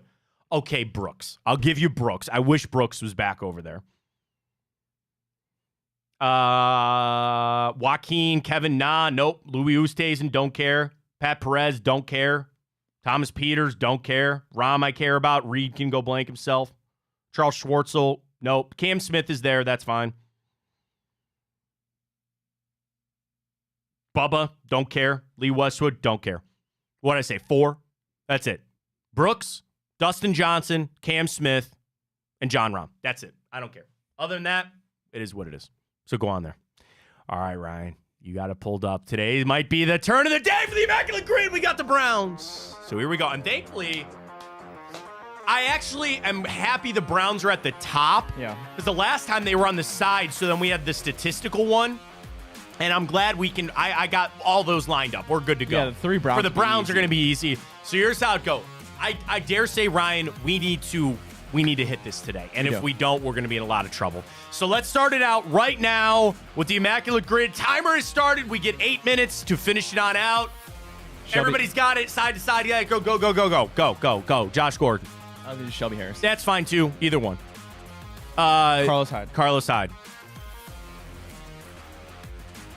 Mark Cooper. Oh yeah, Mark Cooper. There you go. Perfect. That tells you about how much this can put me in a tizzy, man. It throws me off. All right, what's on the other side? 1,000 yards rushing in a season. Okay. Marshawn Lynch. Travis Etienne. Yeah. I mean, can we go back to Fred? No, put Fred Taylor in there. Let's go throwback. Fred Taylor, baby. Come on now. I loved Fred Taylor. There you go. Zeke. Sure. I mean, go. I mean, do a million. For the Yeah, I Cowboys. know. Zeke's fine. All right, you Indianapolis Colts sons of guns. We finished this on out. We got 9 or 8 minutes to finish this. If we don't get this. We don't. If we don't, we're just going to quit. All right, so Indianapolis Colts. Is there a team you'd like to focus on first? Jags, Colts came to mind. Sure.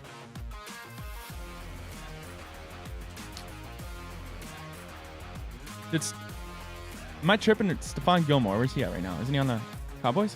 Yeah. Right? Yeah. So Cowboys, Colts, Stephon Gilmore. Did he play for the Colts? Yeah, 100%. Oh, okay. All right, Stephon Gilmore then. Okay, good job on that. Colts, Seattle. Oh, man.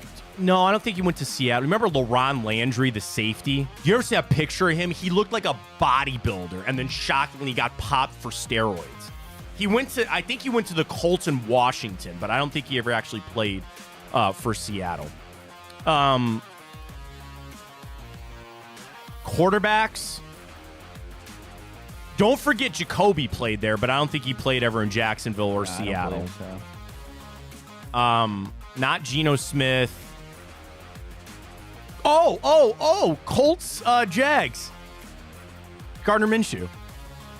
Very good. Yeah, all right. One more. How much time we got? Oh, my God. We're only at 2.5 minutes here. We got plenty of time. There's that flow, Gardner. Yes. All right, let's just. Yeah, we can breathe. All right, let's Namaste. Ooh, Colts, Seahawks.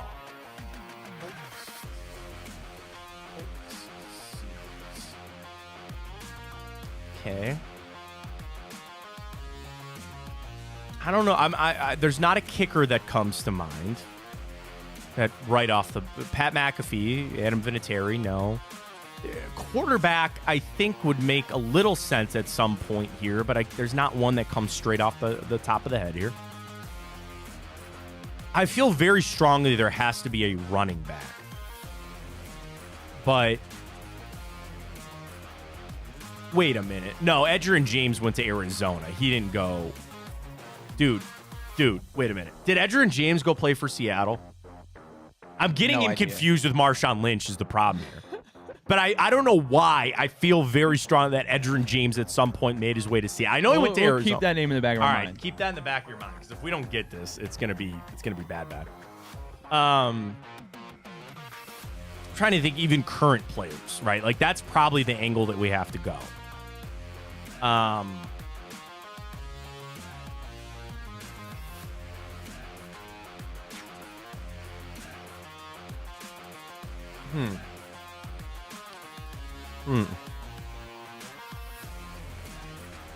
We're overthinking this, as we always do.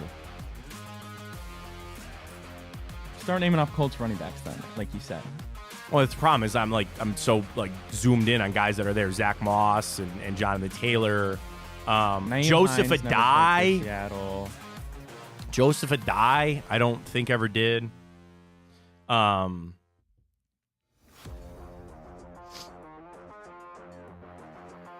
It's got to be a wide receiver. Or tight end, maybe? Yeah, but I don't think Will Disley, Jack Doyle finished his career out. Oh my God, no! Dude, I'm so messed up because I think of guys and I don't know if like Dallas Clark. He went somewhere else, but I don't know where. I'm Googling that. If Dallas Clark is an answer, I'm going to accept it.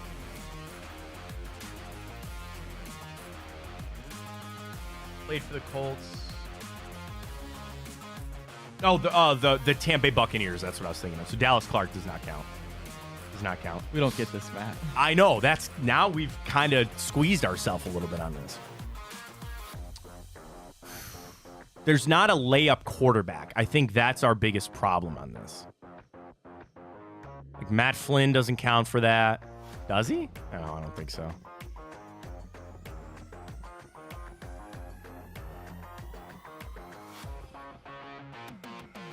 What about there's got to be a kicker. There's got to be like a Matt Prater, somebody of that era that had gone to both spots. There just has to be. Just start naming as many wide receivers that you can that played for the Doug Colts. Baldwin. No. I'm trying to go back to that Super Bowl team. You know, Malcolm Butler, the Legion of Boom didn't go anywhere else, really, like Cam Chancellor, Richard Sherman. I can't think of that other linebacker that they'd always go with Bobby Wagner. No, it was another one. There's another linebacker that was really good, but again, I don't think he ever went to Indianapolis. I can't remember who it was. I've got nothing on the D line. Like, Yeah. Brian Baldinger didn't go anywhere else. Like, did he play for the Colts? I don't know. Where did Shelby Harris played Denver, Seattle, now to Browns. Oh my gosh. This is so. No. Oh my God. This is the sign that we don't do this anymore. No. Oh my God.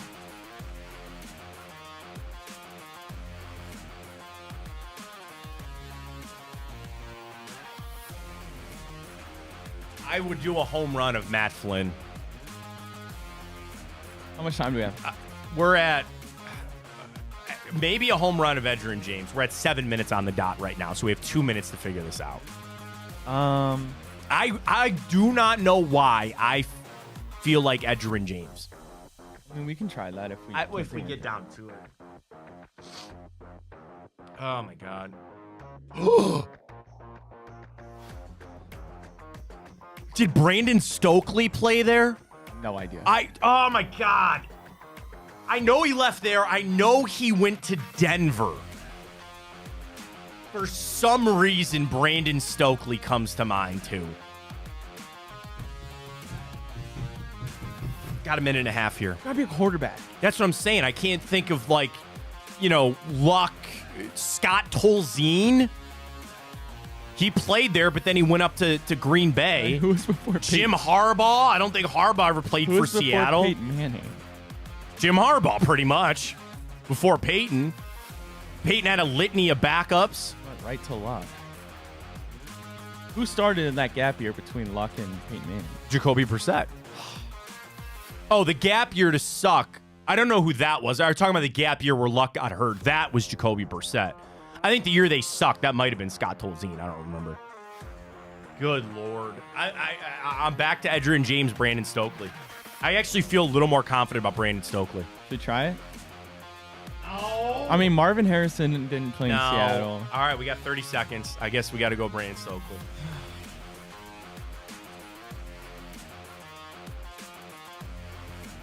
Ready? Yeah. 3, 2, 1. Yes! Yes! Yes! Yes! Yes! Hell yeah! Yes! Wow, boy, did we need Take that immaculate cred! Woo! Yes! All right, well, should we see who else played for the Hell Colts yeah! and Seahawks? Woo! Here's our other answers for Colts. Oh my God! You would have been right with Edgerrin James. I knew it. I thought so. I knew it. Other ones, Matt Hasselbeck, Dwight Freeney. Oh, that's a good one. I didn't know Dwight Freeney went there. Charlie Whitehurst. They are freaking out over there. Like, what is wrong with these people? The guy just walked out. They don't understand. They don't understand. And he looked over here and goes, what is the matter with you guys? We got the Immaculate Grid today. Yeah. Wow, boy, we needed that one. Click on a couple other ones. Oh, sorry. Did you close it? Yeah. Ah. Well done, Ryan. We needed that. We needed it bad. So I would have been right on with Edgerrin James and Brandon Stokely. Yep. Well done. All right. That's how you get your blood pumping on a Wednesday. Let's go. All right, let's catch our break. We'll get to the time hop. There's a movie you are required to not miss. Okay. I don't know what to tell you. You better get it. We'll jump into that. Also, I have fun. I love doing time hop for a lot of reasons because we know who won Defensive Player of the Year last year, right?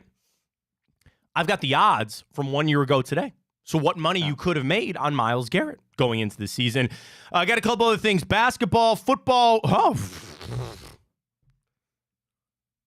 I've got the Colts and Peyton Manning in time hop today. That is weird. That is super weird. Glitch in the Matrix. How it goes. And then we get the boost. I think we're good to go. You want to tell everybody what it is when we return? Yeah. So, all right, let's catch our break. Tipico's up. Fontana 100. Use the code. Got the Immaculate Grid. Take that. Back after this.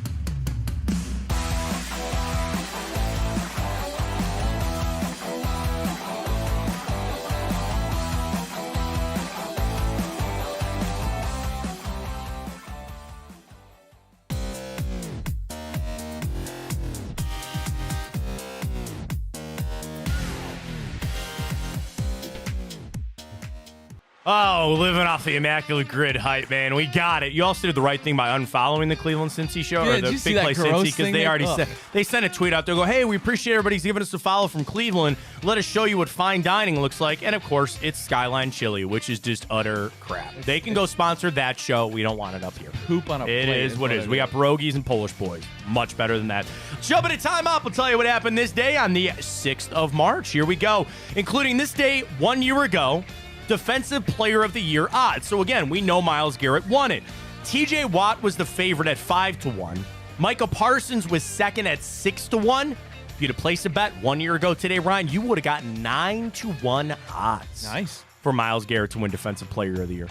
I think eventually when I did bet it, it was like 1-1. And then eventually became the favorite, even back and forth. But still, that's where you had it 1 year ago today. This day, 2023, also 1 year ago today, Derek Carr signed with the Saints. I mean, the ultimate good, but not great. Yep. You know, I know the Jets, remember they made that pitch to him, like, come here, you'll be a Hall of Famer. But it comes back to what I was saying about the Saints earlier, just that perpetual wheel of just not good enough. Go draft somebody. They have a talented-ass team down there. They got a really good defense. They got some playmakers on offense. Now what? It's all falling apart. Michael Thomas is done. They're talking about getting rid of Kamara. Can you imagine having Kamara up here? Just saying. But anyway. Yeah, not good enough with Derek Carr. A sad one in the city of Cleveland because this day, 2021, it was announced that Michael Stanley had passed away the day prior. It's one of those ones I remember exactly where I was at. My wife and I had to drive to Pittsburgh to pick up something at IKEA, and I got in the car after we did our shopping, and I looked down, and Twitter was all, Michael Stanley passed away. And I was like, dude. So for me, and I know a lot of people over, at 92, like they knew Michael. Like he was there. He was at 95. I just knew Michael as the afternoon drive guy on 98.5. And then you're like, oh my God, he had this band, the Resonators, and everybody, the story goes that Billy Joel, before he was Billy Joel, he signed on a tour and he was coming to Cleveland. And he was appalled and shocked. Because he wasn't Billy Joel yet, but he was pretty well known. He was on tour. And he signed up to come to Cleveland. I don't remember where he was playing, Agora or whatever. And he looked at the bill, and he was shocked to see that he wasn't the headlining act. And he's like, apparently freaked out. He's like, what's this bull crap? What do you mean I'm not the headliner? And they go, oh, you don't understand. He goes, I don't care. What do you mean I'm an opening act for somebody else? And they go, yeah, Michael Stanley's pretty big around these parts. Could you imagine? Just a little bit. Think about that. Just a little bit. Michael Stanley was so big that he had Billy Joel open for him at a time. And I just, like, again, growing up in Cleveland and listening to, classic rock and all that, there's something about that voice, man. Michael Stanley. On 98.5, man. R.I.P. to him. He is the absolute best. This day, 2019, LeBron passed Michael Jordan for fourth all-time in scoring. Of course, would ascend up that list. This day, 2012, reports that the Colts and Peyton Manning would be parting ways. It's a bad pun, but talk about the luck that they just fell back into.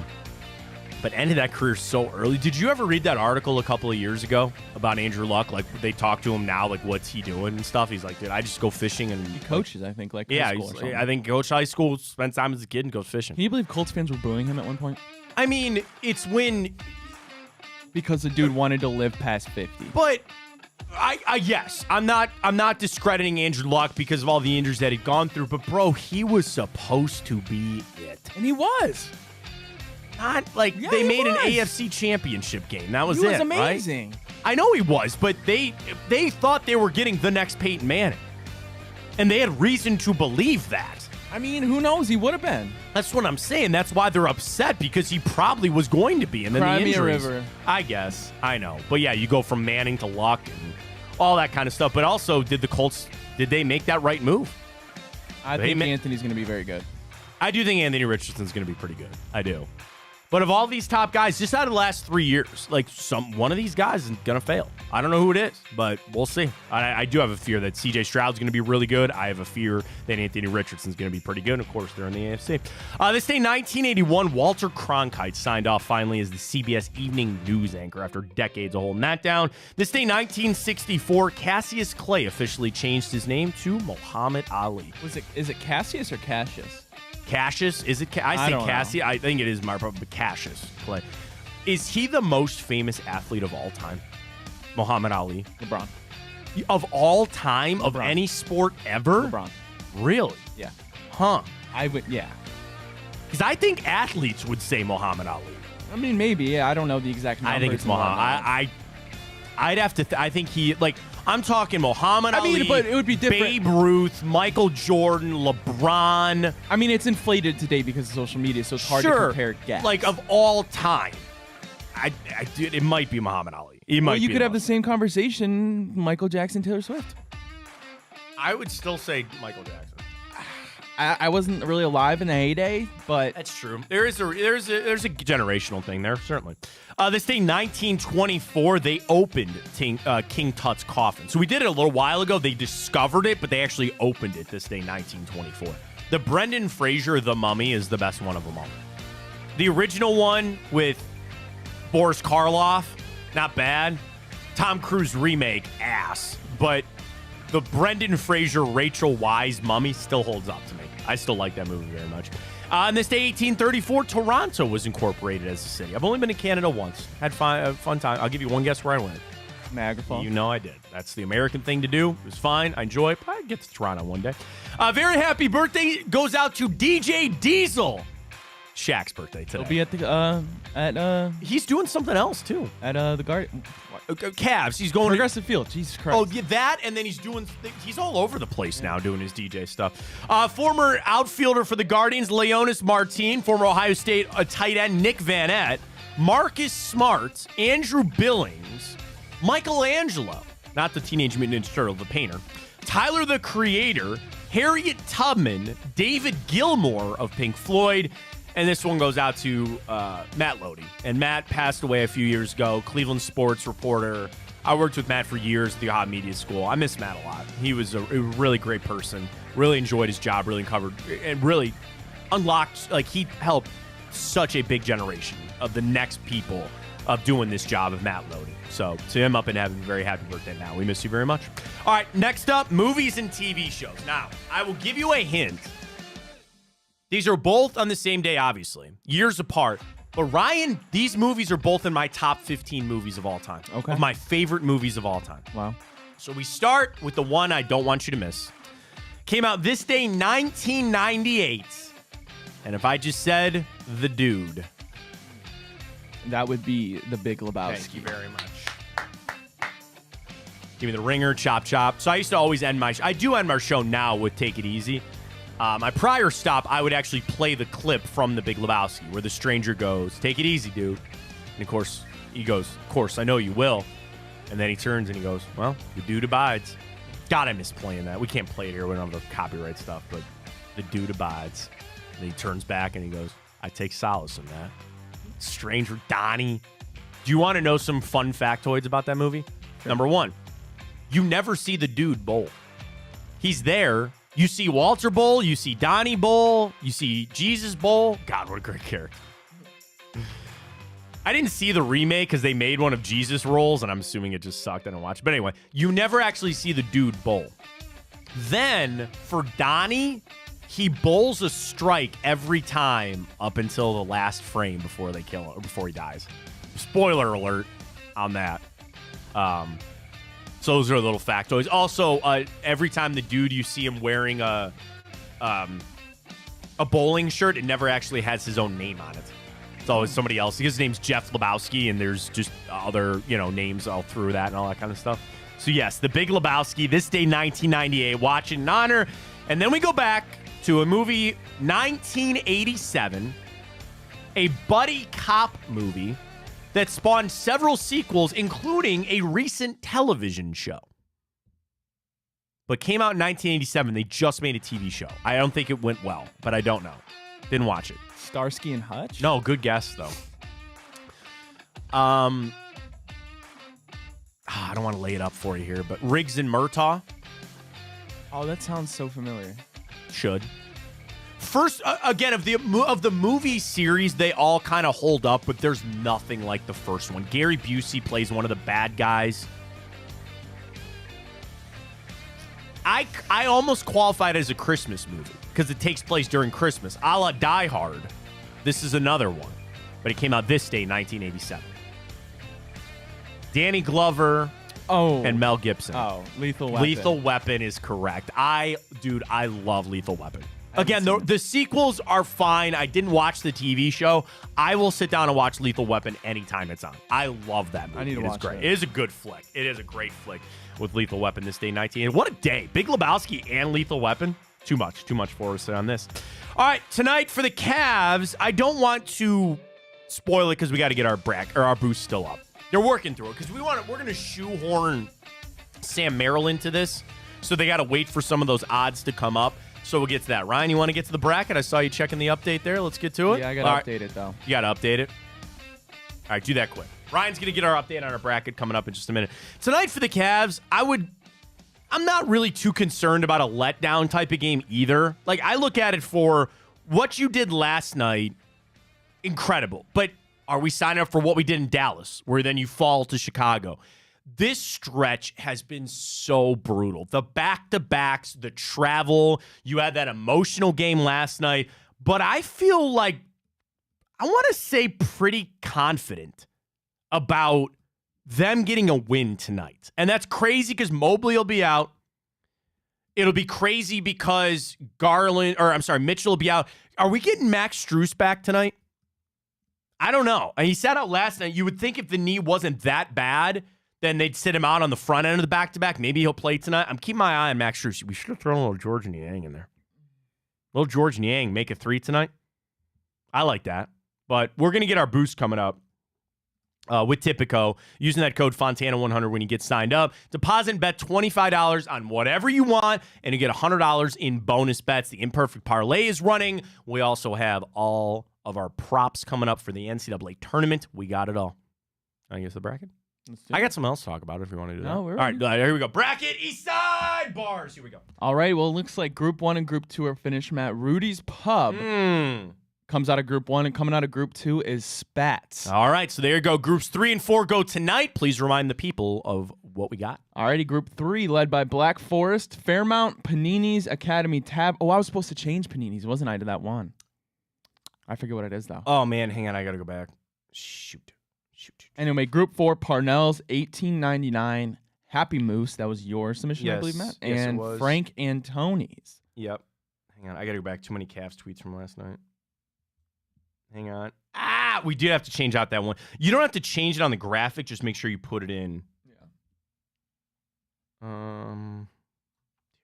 So many tweets. So many replies. So many things. Oh my God, where is it? Just wanted to tell you after the show. Yeah, you're gonna post it after, right? Yep. There it is. Skinnies we got. Oh my God, what was it?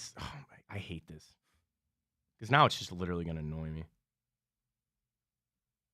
All right, I'll find it after the show. We'll get to it. All right, NFL.com this morning, I was scrolling around, and they found the landing spots for one Calvin Ridley. So Calvin Ridley, it did not get tagged by the Jacksonville Jaguars. Actually, the CBS Sports, excuse me. So he's now available out there.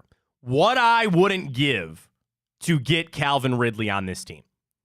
And the problem is, the reports are already out that his list of suitors is long. That's going to drive prices up, and I don't know if the Browns are even going to have the money to entertain him. But here from CBS Sports, the teams for Calvin Ridley. Number 1, the Ravens. Keep him away from there. The Chiefs, which makes a lot of sense. Jets, Giants, and Saints are all the teams that are laid out. He is my new number 1. Now, Christian Wilkins, who we discussed earlier, well, Danny Jeremiah had the tweet where he said, could you imagine him next to Myles Garrett? The thing about the pass rush versus the wide receiver, which I think this offseason has been built a lot up about, we keep thinking other opposite and edge rusher. Why don't we get a defensive tackle to rush get after the passer to go along with Myles? We're so conditioned that we need that other defensive end. What if we just got a D tackle in here like Christian Wilkins? Yeah, I mean, it just depends how much... It just depends. Is what, $20 million more worth replacing Shelby Harris? I don't know. I don't know. That's the thing the Browns are gonna have to consider. Then I also kind of look at it of where is your bigger deficiency in the receiving core of that D line? Because I can make the case the bigger deficiency is on that D tackle front. I've got some guys in that receiver room that I think can play. I don't know that about the D tackle room, especially without Mo Hurst, especially without Shelby Harris. I have no idea. Is Ika finally going to step on play? I don't know. I think your bigger deficiency is on the defensive tackle room. So you might have to look at it and say, that is where you got to make your money. Dude, all right. I saw that this morning too. Of all of these accounts of NFL notifications, NFL Noti on Twitter, the rumor is Andrew Berry is prepared to make a big splash this offseason. With the salary cap rising and money, the money's not available yet. And if they restructure, sure, I don't know. I'm going in low bar. And if I do that, then I can only be surprised, right? There's only one way to go, and that's up. And I would love for them to go more than not. Because I got to tell you, Ron, I don't see it right now. I don't see too many guys that are available for the Cleveland Browns at the money that they have. And I know, again, they're going to restructure in that. That's not true. Oh, sorry. I thought it said Dean Wade. Evan Mobley left the arena on crutches last night. I thought it said Dean Wade for a second. I don't know why. That was crazy. But, again, we'll see how it goes with the Browns this offseason. We got a lot to go. All right, Cavs tonight. Let's give the primer. We're going to take the Cavs money line tonight in our boost. I do feel pretty confident they're going to get a win. They're a dog. I know it's the Hawks. I know they have DeJounte Murray. I feel pretty good. Do you want to get into some trends for tonight just to make sure that I'm not completely off base with this? Let's do it. All right, hang on. They're pulling up. So for tonight, I've got it down to 2. 2.5, over-under, set around 215. So that's low because last night's was about 215 in the under hit. All right, Cavs are only 2-8 against the spread their last 10 games. 14-5 straight up in their last 19. But against the Hawks, they are 5-1 against the spread their last 6 games against Atlanta. And they are 4-2 straight up in their last 6 against the Hawks. But in their last 6 games on the road in Atlanta, the Cavs are only 1-5. The under has hit 5 out of the Cavs' last 7 games and 9 out of their last 10 on the road. In the matchup between the Hawks and the Cavs, the under has hit 5 out of their last 7. Atlanta is 7-3 straight up in their last 10 games at home. And I mentioned they've kind of owned the Cavs at home down there. Tonight, we know Mitchell out. We'll see on Max Strus, and we're assuming no Evan Mobley.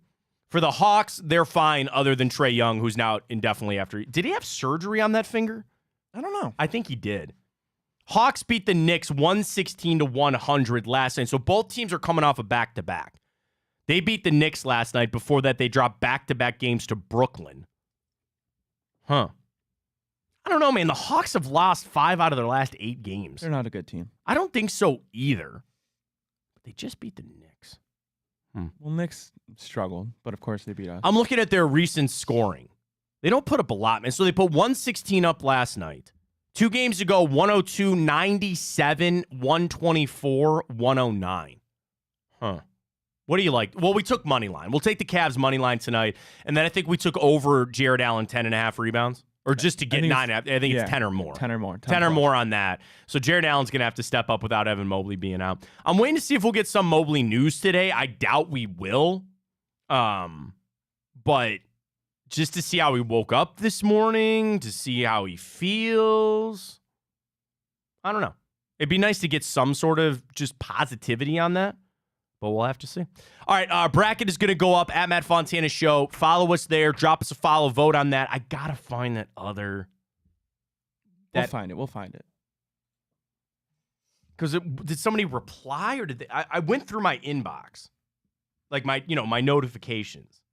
Because somebody sent it during the show, right? So yesterday we did our Tipico stuff. So it had to have been before that. Skinnies we added.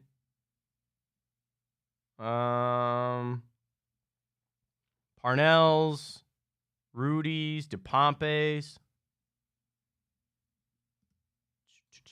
Best East Side bar. Hang on. We got to find this. Was it Scorchers? Was that it? That sounds right. Scorchers? Do that. Bedford Heights. I think it was Scorchers. I think you're right. Scorchers in Bedford Heights. Put that in over Paninis. I think it was Scorchers. I think that's exactly what it was. Just throw it on there. Up at Matt Fontana Show. All right, coming up tonight, we got Drennan with bonus time. Don't miss that across all of our platforms. Then again, last night, trifecta. Little Josh Maria Cribbs, Enter the Jungle, and Boobies World last night. Don't forget about our new show down in Cincinnati, too, for all the Bengals fans out there as well.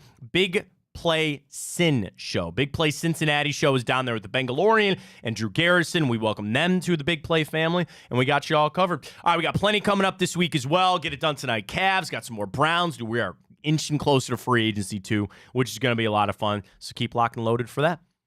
Ryan, I did think a little bit about the Cavs. And, so now, with the situation that they're in, and they're fighting for the 2 seed, did last night reinvigorate that it's 2 seed or bust for the Cavs? No. Because games like tonight, where I feel like the Cavs are going to win, but if you really feel like you should be in the 2 seed, tonight is a must-win game. Tonight is a required win for the Cavs if they want to stay in that 2 seed. And I'm not trying to get hooked up on just one game, but Ryan, I'm still feeling. I really do feel like we're back in the back in the hunt for that 2 seed. So if you're there, you got to win. You got to win. Like, we should be able to beat the Hawks. Even though we're down men and we're missing some of our best players, I think a big turn for me will be Max Strus. Because if he plays, it might swing by a point. I don't know. Do you think Max Strus swings it? A point? Maybe half. Maybe half? So you might want to get in while you can. I tweeted out the picture of the Jason and Travis Kelce for $300 earlier. Somebody brought up a good point. They put Taylor Swift in the bio. Yeah. That's how you sucker people in. Because people are on eBay searching for Taylor Swift stuff. They're going to see a $300 Travis and Jason Kelce bobblehead. Can I update it? Remember the one I had earlier for $144? Mm-hmm. Still sitting there with bids. That guy relisted it, by the way. And it's a sponsored one for $300. $76, $91, $100. 15 bids. Oh, this guy's got a lot. Wait a minute.